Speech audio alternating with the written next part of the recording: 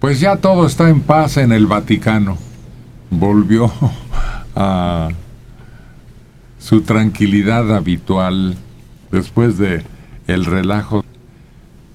Y están diciendo que en marzo, en 1983, Juan Pablo II realizó el primero de sus 3 viajes a Centroamérica y el Caribe. En su escala en Guatemala pasó por alto el fusilamiento de 6 jóvenes juzgados por un tribunal especial en juicio sumarísimo. En Nicaragua mandó callar a una multitud enardecida que clamaba para que el pontífice elevara una oración por 19 milicianos que en la víspera habían sido asesinados por la contrarrevolución en un poblado. En esa época el istmo americano se desgarraba en una serie de guerras civiles. En Guatemala, Efraín Ríos Montt, evangélico, gobernaba con masacres y fusilamientos desde los primeros días en el poder. Tribunales especiales facultados para condenar al paredón a sospechosos de acciones subversivas. Días antes de su llegada a Managua, el Papa polaco pidió clemencia para 6 jóvenes, 5 guatemaltecos y un hondureño, juzgados esos días por uno de esos tribunales. En respuesta, Ríos Montt ordenó la ejecución de los 6 antes del alba frente a un muro en un viejo cementerio municipal de la capital. Total, se está reclamando ahora que no haya tenido una acción más enérgica, con mayor presencia en aquellos sitios en donde esto ocurría. Y por otro lado, tras las acusaciones de que el Papa Juan Pablo II encubrió a Marcial Maciel, fundador de la Legión de Cristo, la Iglesia aseguró que el pontífice fue engañado por un enfermo mental y fue obra del diablo. Juan Pablo II no pecó en contubernio con un monstruo, fue engañado lamentablemente por un enfermo mental.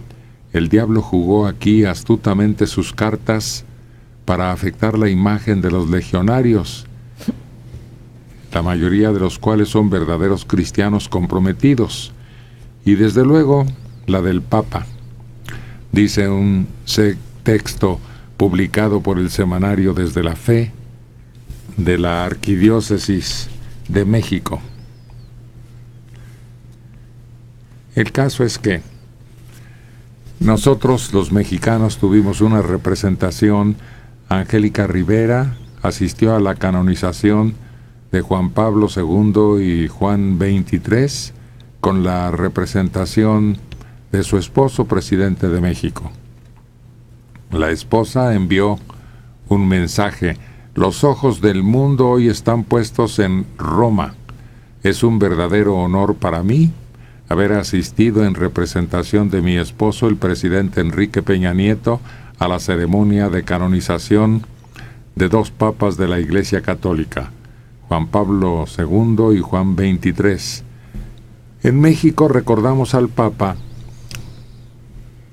Juan Pablo II como uno de los líderes y personalidades más importantes de las últimas décadas, un hombre de inmensa bondad que amaba a México y al que los mexicanos siempre sentimos cerca, etcétera. Y les harán un lugarcito en los calendarios que se imprimirán el próximo año. Desde luego que sí. ¿Sí? Sí. ¿Y habrá espacio? ¿Y si no se los hacen? Pues sí, tendrán que aumentarle una página al calendario. No, no se puede. Se aumenta la lista de cada día. Hay muchos papas elevados a los altares. Prácticamente llegar al papado es ganar un sitio, ¿no? Claro que algunos son más famosos que otros y será porque son más de época. Antes era más difícil, era cuestión hasta de siglos el proceso. Pues el último papa fue Pío X. Pío X fue santificado, pero no, pues ahora ya parece que es mucho más sencillo. Ahora basta con un milagro. Uh-huh. No, ni eso. Juan 23 no tenía milagros. milagro. No. Sí, claro que sí. Una monja que él alivió. Bien. Ayer lo Juan Pablo comentaron. II. Pues yo escuché que él, ¿no? Que por eso en este caso la canonización iba a tener sus excepciones. Exacto. Porque en el caso de Juan Pablo II, bueno, estaba que él sí tenía un milagro, pero tenía por ahí esa sombra de lo de Marcial Maciel, y por el otro lado Juan XXIII no tenía milagros. Y hasta se echó para atrás la presencia del abogado del diablo que ahí nace, precisamente. Sí. Sí, era Una vez me decían a mí que yo parecía abogado del diablo y dije, ¿por qué?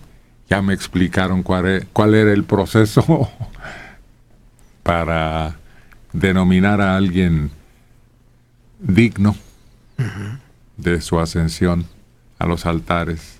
Bueno.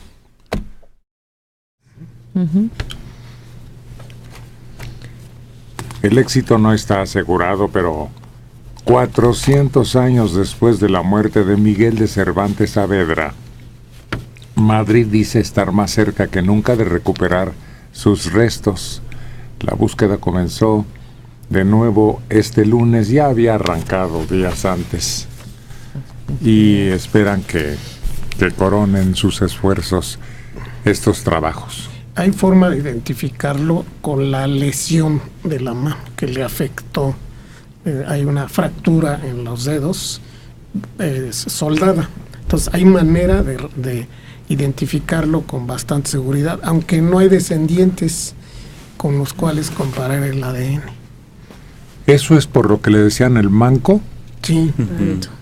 Sí, pero no le cortan toda la mano, pero sí le lesionan profundamente la misma y se le seca.